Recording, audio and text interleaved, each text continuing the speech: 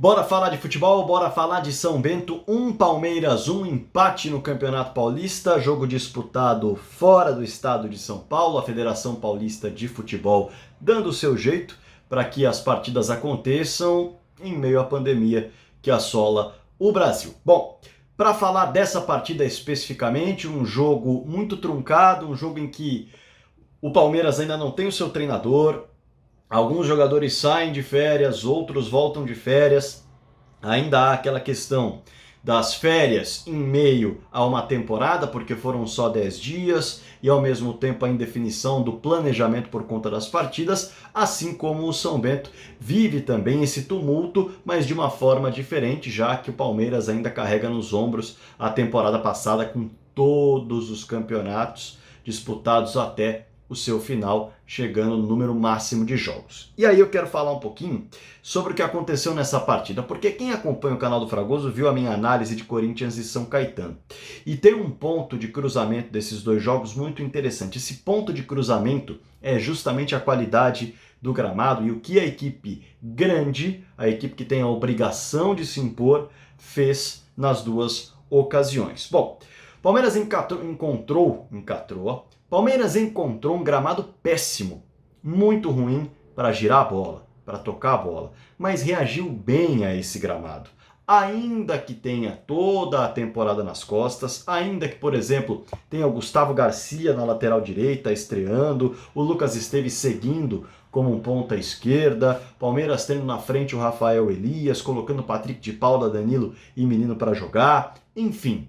De fato, foi uma equipe que está sendo modificada muito por conta dessa temporada, que emenda na última temporada, mas que diante das circunstâncias conseguiu jogar, conseguiu colocar para fora o que queria fazer, se impor, pressionar o adversário, finalizar. Algo que o Corinthians, por exemplo, ficou devendo contra o São Caetano quando enfrentou um gramado terrível, quando enfrentou um gramado muito ruim. E aí naquele vídeo eu falei, o Corinthians precisa se impor. A equipe alvinegra precisava mostrar porque era a equipe grande. Agora o Palmeiras, diante do São Bento, vivia a mesma situação e conseguiu se impor. Palmeiras que, no primeiro tempo, por conta desse gramado ruim, ainda tentou jogar, ainda tentou entrar com um toque de bola, mas percebeu que teria muita dificuldade para criar dessa forma e começou a buscar as beiradas para o cruzamento na grande área. Aliás, o Danilo tem um passe vertical fantástico. O Patrick de Paula não teve esse passe aparecendo tanto, mas também tem. E aos 17 minutos, ele dá um passe lindo para o Gustavo Garcia aparecer muito bem na direita e cruzar para o Rafael Elias, o papagaio, perder o gol. E aí a gente observa o Rafael Elias, ou melhor, a gente observa o Gustavo Garcia por pouco tempo, porque ele tem que ser substituído, já que o Everton é expulso, justamente porque o Gustavo Gomes acabou se enrolando com a bola, deu um passe errado, e aí o Tavares saiu cara a cara com o goleiro Everton. O Everton fez o que tinha que ser feito, saiu para tentar matar a jogada, conseguiu matar a jogada com falta, tentaria sem falta, é verdade, mas com a falta acabou sendo expulso. E aí, minutos depois, aos 23, a jogada acontece, aos 27, o Daniel Costa dá um passe lindo para o Tavares, entrando na grande área, invadindo a grande área do Palmeiras, e fazendo o gol que abriu o placar. Detalhe, até esse momento, o Renan jogando muita bola ao lado do Gustavo Gomes. Isso é bem legal de se destacar, porque o Renan estreia numa fria contra o Coritiba, ele estreia no momento em que o Felipe Melo era zagueiro, o Luxemburgo não encontrava a equipe, o Palmeiras perde por 3-1 no Allianz Parque, e o Renan estreia como zagueiro ali naquela situação. E agora, no decorrer dos jogos, o Renan passando a aparecer mais, vai mostrando muita qualidade, firmeza, segurança e tempo de bola. No fim das contas, o Gustavo Garcia teve de sair para a entrada do Vinícius Silvestre, que acabou sofrendo esse gol do São Bento. E aí o Gustavo Gomes, ele passa a ser o armador do time, justamente porque o São Bento recua completamente. O São Bento tem a vitória, tem a superioridade numérica, mas prefere não jogar.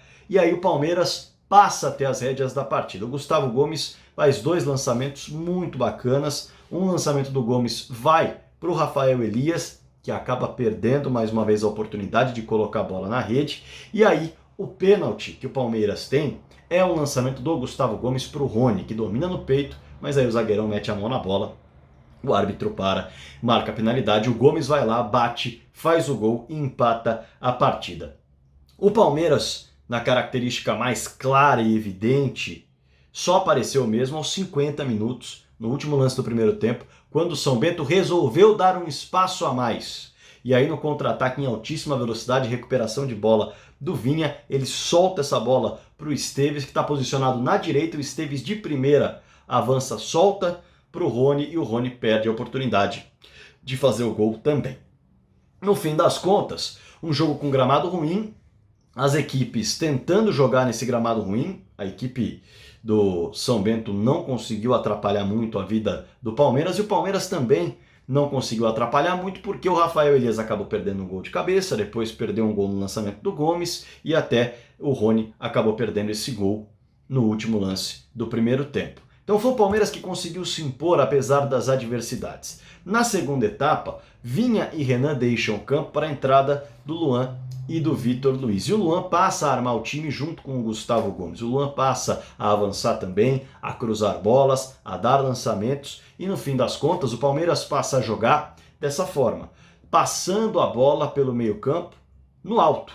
Ninguém pega a bola no meio-campo. Palmeiras pega os seus zagueiros para armar a equipe com o São Bento recuado, sem fazer valer a superioridade numérica, e aí chega para lançar tanto no Rony quanto no Newton, que entra aos 15 minutos. Aos 4 minutos, aliás, o cruzamento do Esteves vai para o Rafael Elias e ele perde o gol numa cabeçada muito mal feita. O próprio Rafael Elias, minutos antes, já havia finalizado, aí sim uma bola boa, que exigiu uma defesa do goleiro do São Bento. Defesa que vem de um chute do meio, da intermediária, algo raro justamente por conta do gramado. Aos 15 minutos, um novo cruzamento.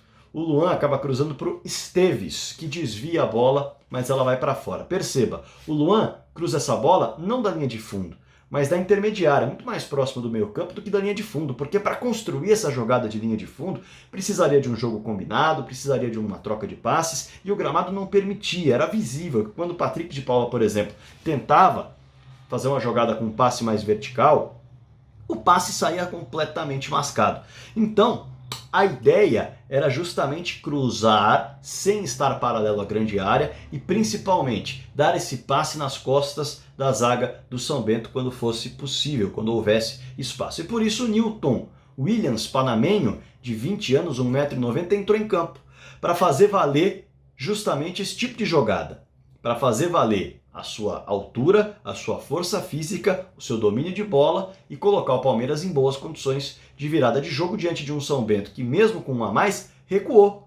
E aí, a ideia com um gramado ruim era tentar chegar mais próximo do gol, por onde ela não ficasse mascada. Onde que ela não fica mascada? No ar. No fim, o Palmeiras insistiu, mas o Newton não conseguiu valer seu vigor físico diante de seus marcadores. As bolas que recebeu, ele não conseguiu dominar e armar uma jogada, fazer um passe, fazer um pivô. Só uma vez no finalzinho da partida ele conseguiu fazer um pivô, fazer uma tabela, na verdade, ainda assim com o Gabriel Silva, ainda assim foi a única, ele entrou aos 15 minutos. Mas é um jogador de muita força física, vale esperar um pouquinho para entender se o Newton vai vingar ou não. Isso é outra história. Num gramado ruim, circunstâncias complicadas, ele entrando em campo pela primeira vez no time profissional do Palmeiras, não é para ser avaliado. Nem de uma forma muito positiva, se fosse muito bem, nem de uma forma muito negativa, como foi o caso, porque ele não conseguiu colocar o seu estilo de jogo em campo.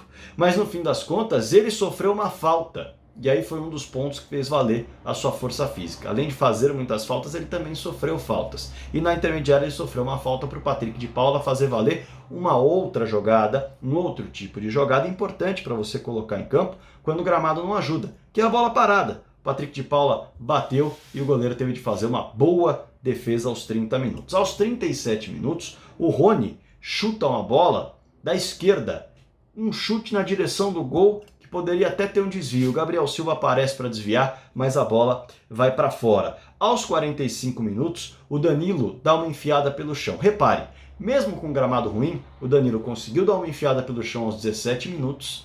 O Gustavo Garcia estava em campo aos 17 minutos do primeiro tempo e o Rafael Elias perdeu o gol. E aos 45, o Danilo dá uma enfiada pelo chão de novo, agora no segundo tempo, para o menino soltar o pé, e aí o goleiro da equipe do São Bento fez a defesa mais uma vez. Aos 48 ainda o Rony pegou a sobra numa bola mascada de cruzamento, ele bate mascado e o goleiro acaba voltando para escanteio, apesar dele ter batido no cantinho. O que dá para dizer disso? O que dá para tirar de conclusão de tudo que eu falei? Tô precisando de uma água. O que dá para tirar de conclusão de tudo que eu falei? Foi o Palmeiras que tentou, foi um Palmeiras que buscou soluções diante das adversidades. O que o Palmeiras fez? O Palmeiras teve o Danilo pelo chão, mesmo com gramado ruim, aos 17 e aos 45 minutos, com enfiadas de bola. Palmeiras teve lançamentos e aí foram passes, bolas trabalhadas, não foi uma ligação direta de chutão, mas o Gustavo Gomes conseguiu 2 jogadas nesse sentido. O Luan passou a participar na segunda etapa e houve cruzamento do Esteves, cruzamento do Luan. Também houve chute de fora da área na bola parada com o Patrick de Paula, chute de fora do próprio Rony. Foi um Palmeiras que fez o goleiro do São Bento trabalhar. Algo que, por exemplo, como eu disse no começo do vídeo, o Corinthians não fez contra o São Caetano. E o Palmeiras conseguiu, mesmo com as adversidades, se impor. Lembrando que o Palmeiras, 1 a menos, desde os 23 minutos do primeiro tempo. Então, são pontos importantes de um Palmeiras que está criando as suas possibilidades diante das suas adversidades. Julgo o empate como positivo em termos de desempenho. É claro que o torcedor queria o resultado de vitória, é claro que o torcedor queria ver o Newton balançando as redes, o Gabriel Silva, o Rafael Elias, que perdeu algumas oportunidades, mas em termos de criação, o Palmeiras fez o que pôde num gramado bastante ruim. Se impôs diante do seu adversário, fez o goleiro rival trabalhar e não deixou a superioridade numérica do São Bento valer. Assim como o próprio São Bento também pouco tentou fazer valer no segundo tempo, deu 2 chutes de longa distância e parou por aí. Essas as minhas conclusões desse Palmeiras e São Bento e Palmeiras. E claro que eu quero as suas conclusões aqui embaixo nos comentários. Quero o seu like também, que é importante para o canal, a sua inscrição, que também é importante para o canal. Se você quiser ser membro, eu vou ficar muito contente. Se você já é membro, meu muito obrigado por essa colaboração direta. E claro, espero que você continue acompanhando o conteúdo do canal. Bora falar de futebol!